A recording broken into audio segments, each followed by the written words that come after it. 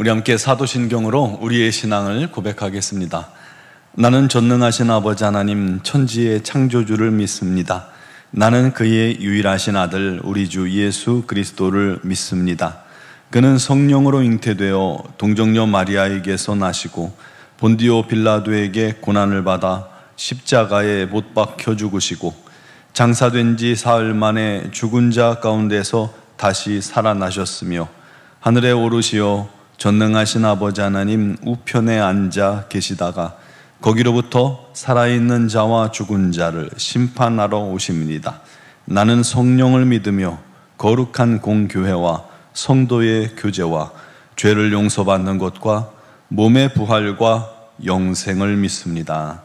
아멘. 찬송가 488장 찬양 드리겠습니다.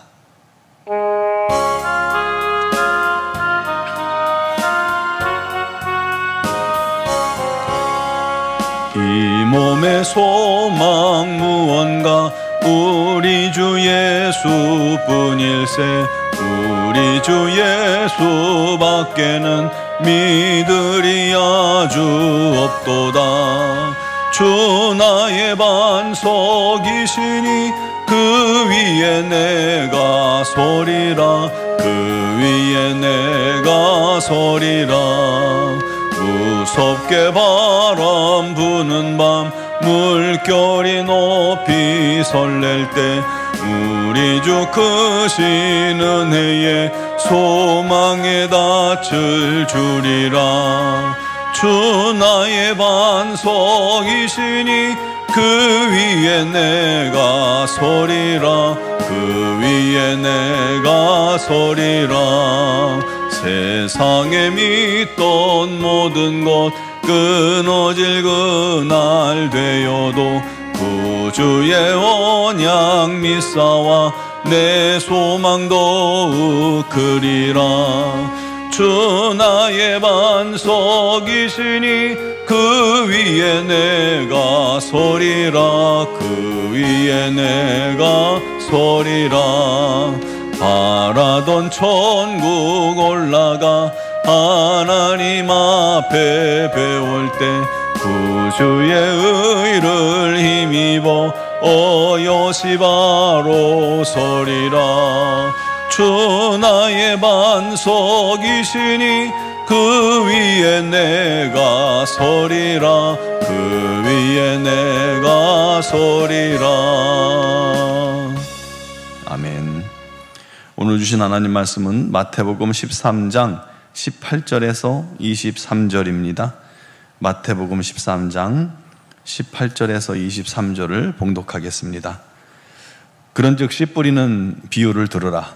아무나 천국 말씀을 듣고 깨닫지 못할 때는 악한 자가 와서 그 마음에 뿌려진 것을 빼앗나니 이는 곧 길가에 뿌려진 자요 돌밭에 뿌려졌다는 것은 말씀을 듣고 즉시 기쁨으로 받되 그 속에 뿌리가 없어 잠시 견디다가 말씀으로 말미암아 환난이나 박해가 일어날 때에는 곧 넘어지는 자요 가시떨기에 뿌려졌다는 것은 말씀을 들으나 세상의 염려와 재물의 유혹에 말씀이 막혀 결실하지 못하는 자요 좋은 땅에 뿌려졌다는 것은 말씀을 듣고 깨닫는 자니 결실하여 어떤 것은 100배, 어떤 것은 60배, 어떤 것은 30배가 되느니라 하시더라.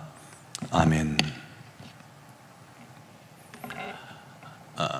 농부들이 사과나무나 귤나무를 심고 3년이 지나면 첫 열매를 거두기 시작해서 한 10년쯤 되면요 한 나무에 한 500여 개씩 열매를 맺는다고 합니다.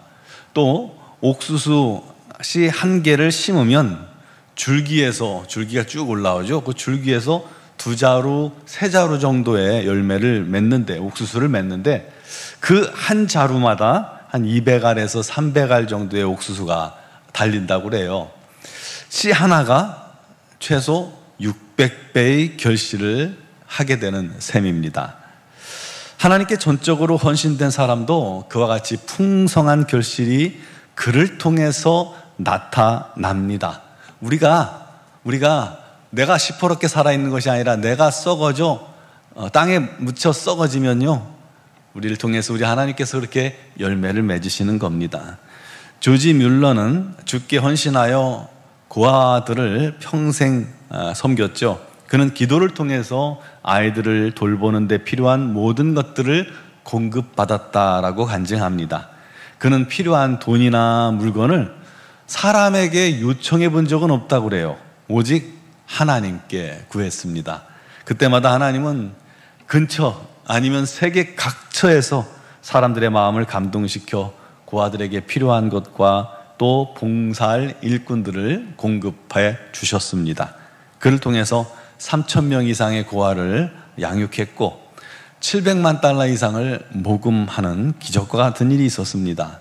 뿐만 아니라 그는 가난한 자들을 위해서 많은 학교도 세웠고 수천 권의 책을 무료로 배포하는 등 선한 열매를 많이 맺었던 그런 사람입니다. 하나님께서는 이 조지 뮬러 같이 반석 같은 믿음으로 순종하는 인물을 통해서 큰 일을 이루시고 거기에 따라 많은 열매를 거두십니다. 그뿐만 아니라 하나님께서 이 큰 사역을 위해서 감동시켜서 그때그때 고아들을 먹이고 입히는 일에 쓰임받은 그런 사람들이 있죠. 그들 또한 하나님의 이 큰 일을 위해 쓰임받은 도구로서 하나님 기뻐하시는 열매를 함께 맺은 자들이 되는 겁니다. 함께 칭찬 듣게 되는 것이죠. 그러므로 여러분, 내게 사명이 분명하다면 모르고 괜찮지만 분명하지 못하고 내 사명이 무엇인지 정확하게 모른다면 확고한 사명으로 일하는 사람들을 도우시기 바랍니다. 그러면 그와 함께 하나님께 쓰임받게 되는 겁니다.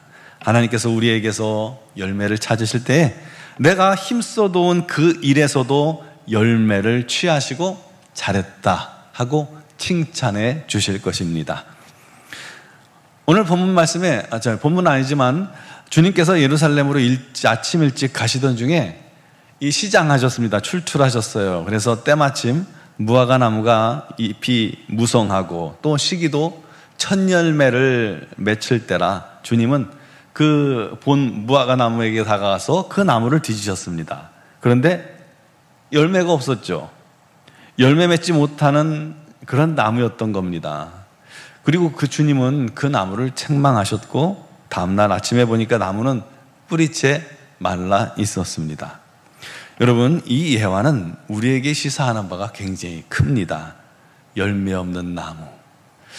오늘 말씀에도요, 씨를 뿌리는 자가 씨를 뿌리러 나갑니다. 뿌릴 때 뿌린 씨가 덜어는 길가에, 덜어는 흙이 얕은 돌밭에, 덜어는 가시떨기 위에, 덜어는 좋은 땅에 떨어지게 됩니다. 제가 이 말씀을 묵상할 때마다, 읽을 때마다 은혜가 되는 것은요, 씨 뿌리는 자가 좋은 땅에만 씨를 뿌린 게 아니라는 거예요. 사람의 생각으로는 당연히 좋은 땅에만 씨를 뿌리겠죠. 그러다가 실수로 가시떨기에도 떨어지고 실수로 길가에도 떨어진다고 생각하는데, 그래, 낭비하지 않아야죠. 그런데 여기서의 씨는 하나님 말씀을 의미하는데요, 하나님 말씀이 골고루 길가와 덜어는 길가, 덜어는 돌밭, 덜어는 가시떨기, 덜어는 좋은 땅에 떨어졌다는 거예요. 모든 땅에 뿌려졌다는 것입니다. 은혜가 그 사람이 어떤 상태이냐 상관없이 모두에게 주어졌다는 것이죠. 그런데 거두는 열매는 물론 각기 다릅니다. 다르다는 것은 씨 뿌리는 자의 문제가 아니라 밭에 문제가 있다는 것이죠. 누구든 천국 말씀을 듣고 깨닫지 못하면 악한 자가 그 마음에 뿌려진 것을 빼앗습니다. 돌밭 같은 마음은 말씀을 기쁨으로 받지만 뿌리가 없어 잠시 견디다 말씀으로 인해서 환난과 박해가 일어날 때 곧 넘어지는 자입니다. 또 가시떨기 같은 마음밭을 가진 사람은 말씀을 듣고 감사하고 감격하고 아멘으로 받지만 세상 염려와 재물의 유혹이 찾아올 때에 유혹을 이기지 못해서 말씀에 순종하지 않고 넘어지는 사람입니다. 그런 사람을 뭐라고 했냐면 오늘 말씀해 보니까 말씀이 막혀 결실하지 못하는 자라고 그렇게 이야기하고 있습니다. 여러분, 오늘날 많은 성도들의 영적 상태가 바로 이 부분에서 걸려 있습니다. 말씀이 막혀 결실하지 못하는 자. 말씀을 먹는데 말씀이 소화가 되지 않아요. 말씀이 열매로 맺혀지지 않아요. 혹시 저와 여러분이 이처럼 말씀이 막혀 열매 맺지 못하는 그런 신앙인의 모습으로 신앙생활하고 있지 않습니까? 주께서 우리의 삶에서 열매를 찾고자 하실 때 아무 열매도 없으면서 겉만 번지르하고 나는 10년 교회 다녔네, 나는 20년, 30년 교회 다녔네 하고 잎은 무성한데 겉은 바리새인 같고 훌륭한 신앙인 같은데 열매가 하나도 없다면 주님의 책망을 어찌 피할 수가 있겠습니까? 여러분, 우리는 좋은 땅과 같은 신앙인이 되어야 합니다. 말씀을 듣고 깨닫고 즉시 기쁨으로 순종하면 우리 하나님께서 100배, 60배, 30배의 결실을 맺게 해주십니다. 여러분, 내가 열매를 맺는 게 아니에요. 주님이 나를 통해서 열매를 거두시는 겁니다. 우리가 말씀을 듣고 순종하면 나를 통해 주님께서 열매를 주시는 것이 내가 노력해서 열매를 맺는 게 아니에요. 내 삶을 돌아보고 점검해 보시기 바랍니다. 혹시 내가 그렇게 열매 없는 신앙인은 아닐까? 만약 내 삶에 정말 우리 하나님 말씀에 열매가 없다면 회개해야 합니다. 회개해야 합니다. 신앙의 연주와 상관없이 열매가 없다면 회개해야 돼요. 문제가 있는 거예요. 전에는 열매가 있는데 지금은 열매가 없다면 그것도 회개해야 돼요. 막힌 것을 뚫어야 합니다. 말씀을 듣고 말씀을 빼앗기거나 세상을 사랑하느라고 말씀이 열매 맺지 못하고 있는 것은 아닌지 돌아봐야 합니다. 그렇게 되면요, 내가 말씀을 막는 자가 된 것입니다. 내가 세상을 사랑해서, 내가 헛된 것을 사랑해서, 쾌락을 사랑해서 내 스스로가 말씀을 막고 있지는 않은지 돌아보고 그런 일들을 우리 안에서 철저하게 회개해야 합니다. 그리고 우리의 마음밭이 다시 기경하게 해달라고 기도하길 바랍니다. 마음을 뒤집어 엎어야 돼요. 뒤집어 엎어야 돼요. 좋은 땅이 되게 해야 합니다. 내 마음에 있는 거친 것들, 돌 같은 교만을 내던져야 합니다. 미움과 세상을 사랑하는 마음을 빼어내야 합니다.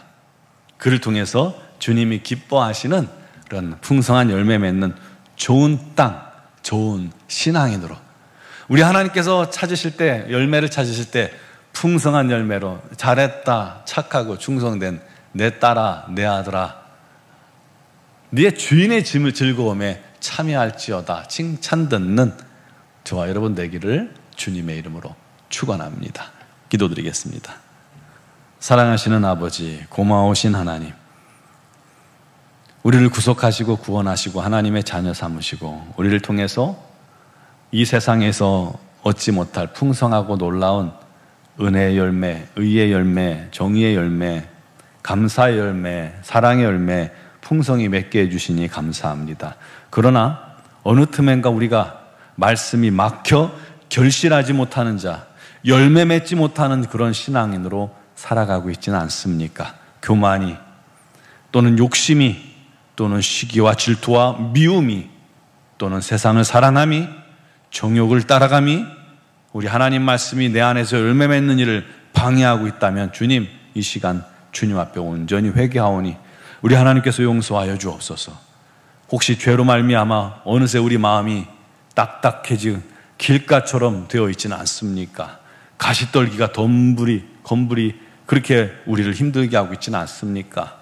이것저것 교만과 어둠의 돌들이 우리 마음밭에 가득하고 있지는 않습니까?